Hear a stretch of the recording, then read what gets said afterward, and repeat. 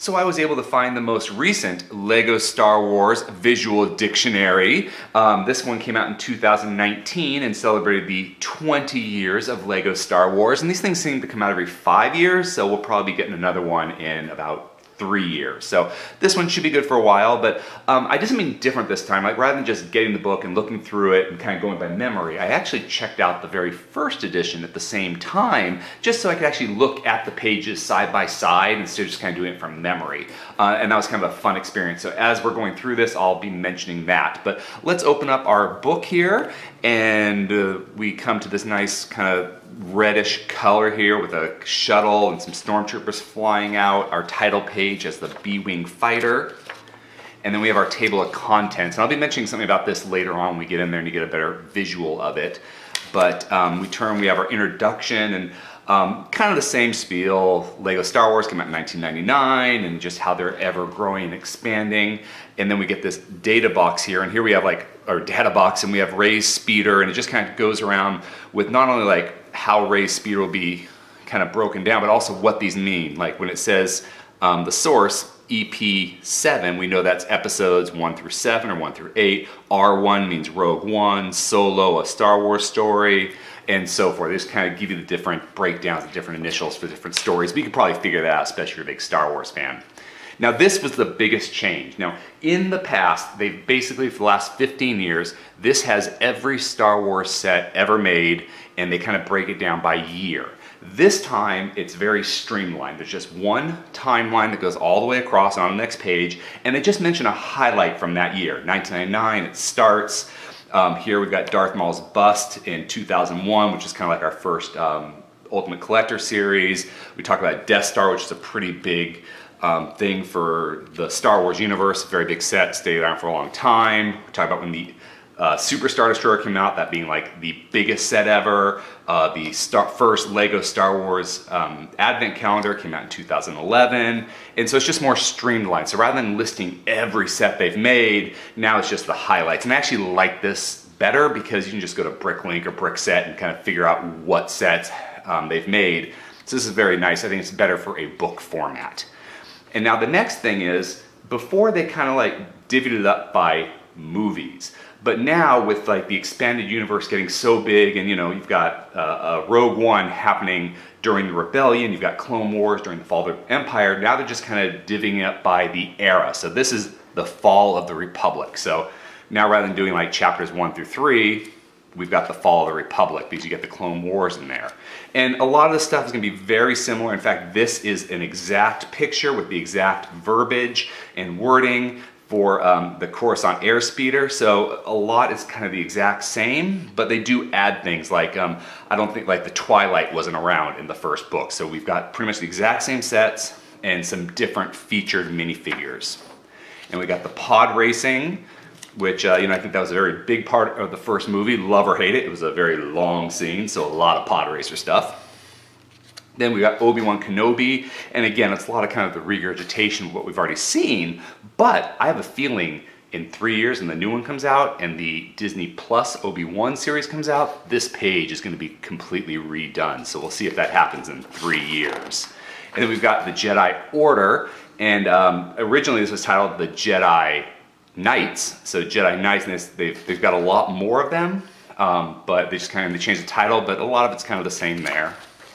Then we've got the Jedi Fleet, and again, this is very similar to the first Star Wars visual compendium we had. We have Chancellor Palpatine, Count Dooku. Then we got the Sith followers. Then the Republic Army and their different vehicles they use. A lot of those came from the Clone Wars along with the Republic Navy. Then we've got the Republic Gunship. Now the Clone Troopers has been expanded quite a bit from the first book. It was just one page, and now it's this long kind of poster format. And we're going to the Separatist Army, the Battle Droids, the Separatist Navy, library books, so these aren't always in the best condition. General Grievous has kind of lots of vehicles that he had during the Clone Wars.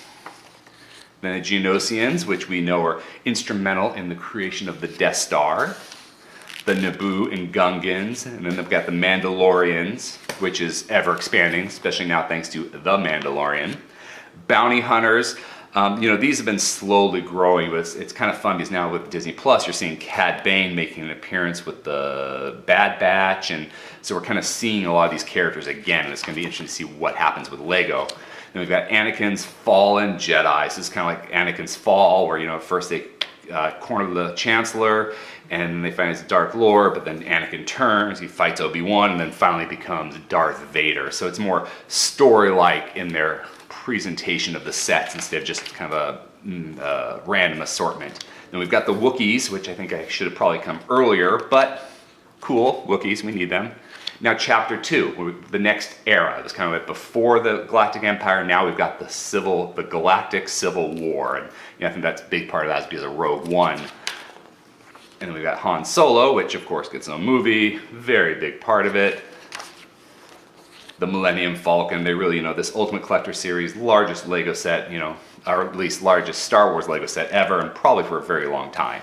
So it gets a lot of attention. We've got Luke Skywalker, kind of funny, but we talk about Millennium Falcon, it's in a lot of scenes, but I love the fact that the T-16 Skyhopper gets so much attention in Lego, and we never really saw it. It was just something that was mentioned in the movies, so I just always thought that was very fascinating.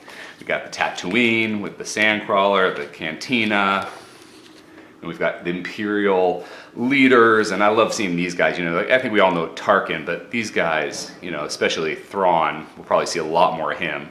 But we don't really see a lot of these in minifigure form, but it's kind of cool to see them here. And I've always loved this throne room. I'm never a big fan of the sets, but this is kind of a cool set piece. And we've got Darth Vader's castle. Death Star. This is interesting. So these two pages are exactly the same. Just you could take a picture and the same. The only difference is this page is on the right and the two Death Stars is on the left. So all they did was flip these pages, exact same pages though. I thought that was kind of interesting. It's like no editing whatsoever, just reverse the order in the book. The Imperial Stormtroopers, Imperial Army. We've got the TIE variants, and this actually was a pretty big change up because they didn't have as many TIE variants when the first book came out, so we do get a whole bunch of new sets that we don't see in the original visual dictionary, so that was a big change. Then we got the Imperial Transports, of course that was from Han Solo's story, so that's also new. The Star Destroyer. Then we've got the early Rebel craft, and of course, if with Rebels being so big and probably coming back, we're going to get the Ghost and the Phantom, and I have a feeling we'll be seeing more of this again. And I love the Captain Rex's ATTE. That was a fun little scene in Clone Wars. We've got Rebel Alliance, more vehicles here with you got Home 1, the Tantive 4, the Y-Wing, Rogue Heroes, so we're going to get more into the Rogue One stuff as opposed to the original trilogy. Echo Base. And I always think it's interesting, they've done so much with Hoth. It was just such a small scene in the entire Star Wars story, but so many sets have been based on Hoth and Echo Base. So, here we go. Now we see some of the vehicles outside and the weaponry outside of Hoth Base. We've got Jedi in hiding, Boba Fett's Slave One, Cloud City, which apparently was a big bust for Lego. I guess they thought it would do a lot better than it actually did. Jabba's Palace. In fact, they talk about this in the back, but this is one of the funner sets for the creators to make because it was challenging for them to kind of include the different rooms in the palace. Got Jabba's sail barge, the Battle of Endor, the Bright Tree Village. This was such an amazing set. I mean, if you had the space and the money, this is a really cool set when it came out. Back in 2013. Now we got the Rise of the First Order, and this is like the big thing because by the time this book came out, we had the new Disney sequels that came out, episodes 10 through 12. So those weren't even mentioned in the first book, and I think like the first movie was made for the second visual dictionary, so we finally get a lot of stuff. This is probably a big change from the original book, is this chapter here after the fall of the Empire. But we've got Rey's speeder, of course, because I feel like that makes it in everything. You kind of got the older Luke Skywalker, then Finn and Friends, Millennium Falcon again, but this time, for some reason Han Solo decided to give it to Rey. Sure, well, whatever, we'll go for it. Okay, we got the Resistance, the X-Wing fighter with Poe because it's orange. You got those bombers. I know this is always a favorite. Kind of seems like it's kind of like the snow speeder, where it's got this little tiny scene in the movie, but it's become very popular. And we get Kylo Ren, complete Supreme Leader Snoke. Then the First Order forces, and I will say these Imperial Walkers do look a lot more intimidating than the AT-ATs from Empire Strikes Back. Then we got our First Order troopers, very similar to Stormtroopers. Then we've got the specialty set. Now here again, we're getting a little more of like repetition and just kind of copying and pasting from old sets and the old books. But we've got the Legends series, and these books, Lego Legends. Legends deals with things that may or may not be canon, but take place outside of our movies. So these are things from the video games, or maybe a graphic novel. Because like the TIE Crawler was from a graphic novel, and the Fury Class and Scepter was from a video game. So they kind of like, this is things that aren't necessarily from the main sources of vehicles. Lego Creations, and this is things that Lego did for Lego. So like Jet 14 was actually a Lego series, which isn't canon, but they made special ships just for this Lego TV show or movie. Lego Freemakers was also another Lego TV show that they did, and they have special vehicles that only appeared there, and these are here. So those aren't really Star Wars canon, but they're Lego Star Wars canon, if that makes sense. Then we've got the planet sets, and these are always really cool. These are basically mini builds where you get like a planet carrying case. So I always love these because rather than just getting a poly bag you rip open, you get a little planet, you open it up, you put your pieces in, you close it, or you've got a good display case. I always love these planet sets. Then we got the Microfighters, which talk about how, you know, they're representations of the real ships. Some of their features are kind of like enhanced or exaggerated, so you can kind of have these minifigures sit in them, but you know, they're not exact replications. They're the base models with some exaggerations for fun. And that's continued.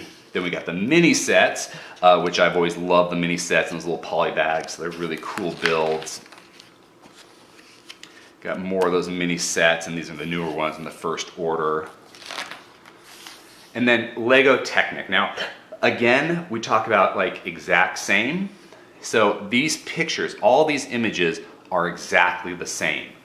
All of these, the words are almost exactly the same. The only difference is things like, they will invert things. Like rather than saying measures 13 inches and 33 centimeters, now it says 33 centimeters, 13 inches. So they just switched the centimeters to inches and just redid the paragraph sizes. So these used to be thick blue lines, and now they're thin blue lines, but the pictures are exact cutouts, the same, just these paragraphs are a little bit different to fit the shorter lines, but the exact same words, except for they flip centimeters and inches. I thought that was interesting, that they take the time to flip centimeters and inches.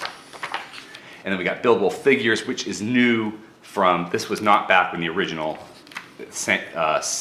book came out, but it was in the second book. And then we've got the Ultimate Collector series. And I was just talking about this, like this Yoda, you know, this Yoda that came back out in 2002 just doesn't look good, especially compared to the one that just got released like a year ago.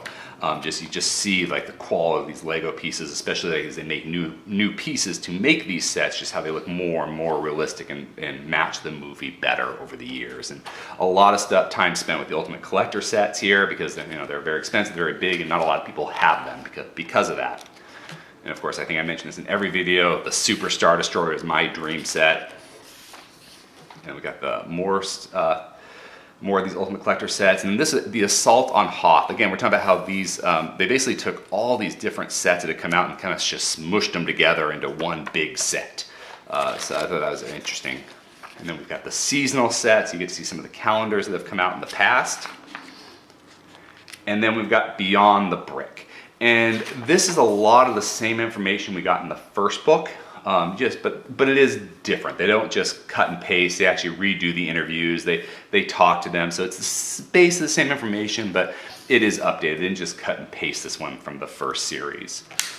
of books. And then we've got 20 years of Legos, and this is where they kind of reflect on what was your favorite thing. So talking about making the moves, making the different rooms in here, and how they really love the Death Star and the Millennium Falcon because this was a family building project. It's going to be families building it instead of just probably one person. And then we've got the promotional pieces, and they always talk about this X-Wing fighter they built in Times Square. They talk about kind of San Diego Comic-Con exclusive stuff, figures that are really hard to get. And then we got things the fans created, and this, the Mos Eisley, the Echo Base, Han's Frozen Chamber. Again, cut and pasted from the first book, but they did add a few things like this Death Star opening and like the Naboo landing platform. So there's some things added, plus everything that was in the first book. And then we come to our set index. So overall, I was very impressed. I feel like they did a better job of kind of mixing it up this time and adding more information. And I have a feeling that the next book will be even more impressive, especially with Disney Plus and all the content they're creating for Star Wars right now. If you enjoyed this video, please subscribe or check out some of our other videos. Until next time, let's keep building together.